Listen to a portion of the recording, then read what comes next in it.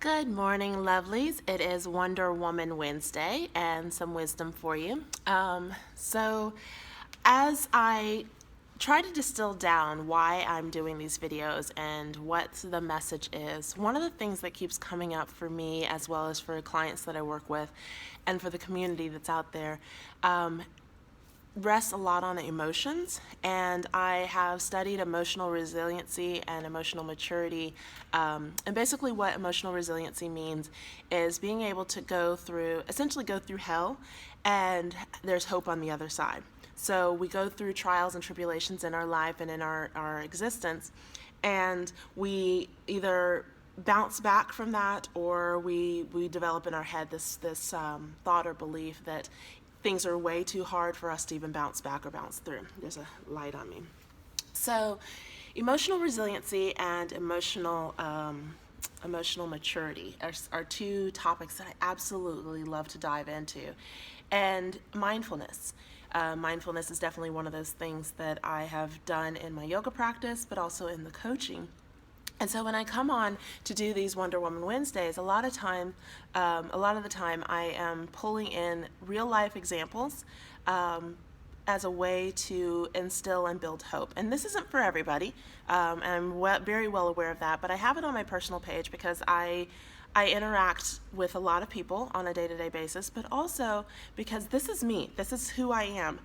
I go through trials and tribulations. I share. I reflect on them and I share.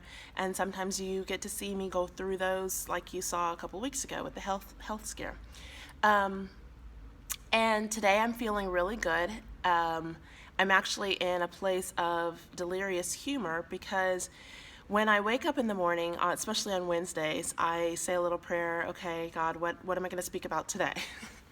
And almost as if on cue, something happens and it becomes the message for the day. So today I'm talking about emotional maturity and resiliency, and in the face of owning your own feelings. Okay, so there's two themes that I want to share with you. One is owning your own feelings and just being completely okay with how you're feeling, and then the second is taking full responsibility to be in that space and allow other people to be in their space. Okay, so owning your feelings. Today I had an experience, actually just now, I had an experience with customer service. And I'm not going to explain where I was or go into who this person was, because that's not the point.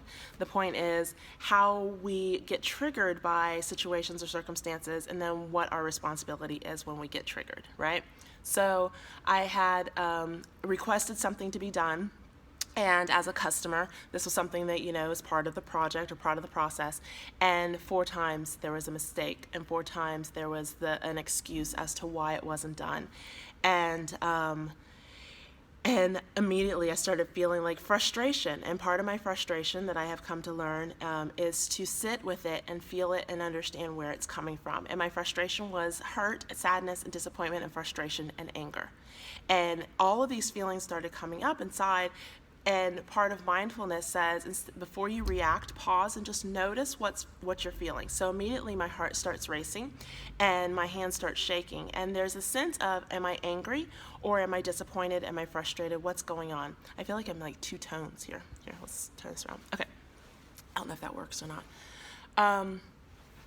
And so process of checking in with what's going on emotionally for you physically. Your body will tell you what's happening, but then it's your mind and it's your thoughts that then attribute a meaning to that. So you have a thought, you have a feeling, and then you have a belief. And then that's when you take this action, which then leads to this result, right?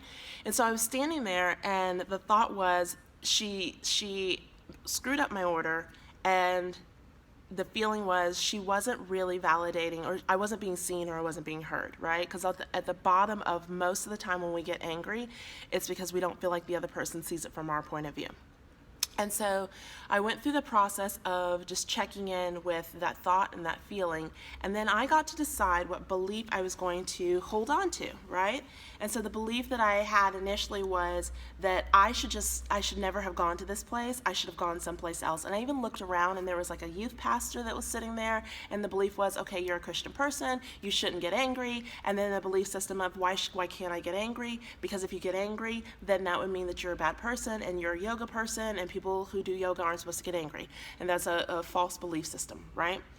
Everybody gets angry. And so I allowed myself to feel what was happening, but then I had to stop for a second, because her behavior and what she did may have triggered anger in me, but then I get to choose whether or not I'm going to be angry and what I do next, right? And so I did verbalize. I said, I'm very frustrated and angry because I had asked for this to be done this certain way, and this is the fourth time that it hasn't been done, and I'm frustrated. And that really, really creates a lot of anger and frustration in me. And she's like, I understand. And I almost said, well, you don't understand, because if you did understand, you would have done it right the first time. But I didn't, because that's where my responsibility stopped.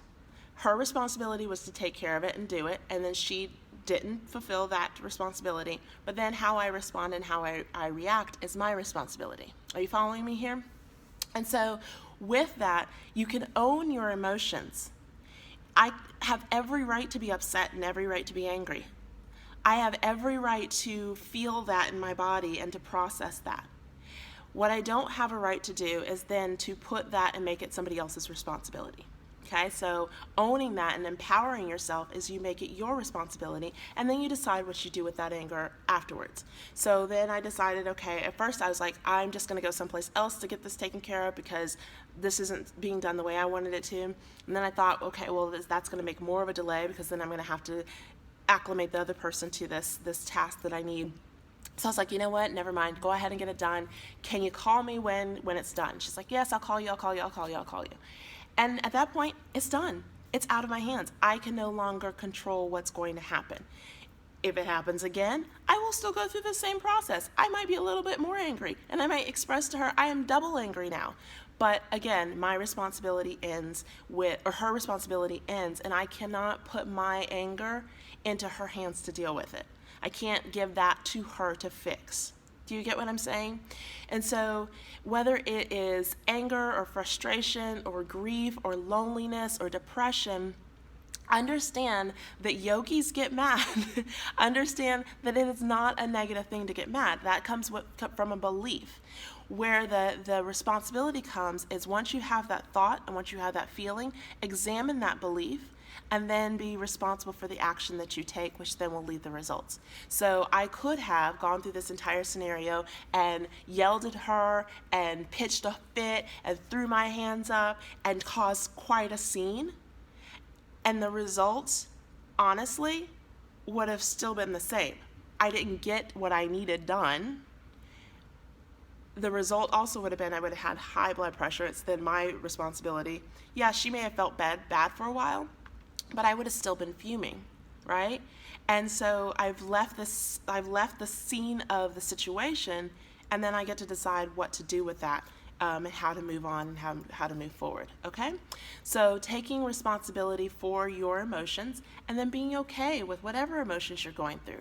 Even so much, I'm going to give another quick example, like if you're feeling sad or you're feeling depressed, so often, we pull our friends into that, and we lean on our friends for support, and they're amazing for us.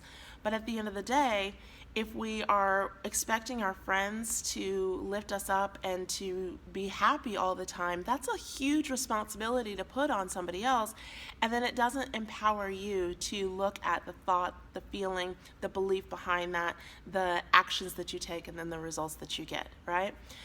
So it goes with both sides, from feeling angry to feeling sad, and you could even say feeling happy, like your choice to be happy. If somebody else around you is not happy, do you decide all of a sudden, well, I'm just not going to be happy because you're not happy?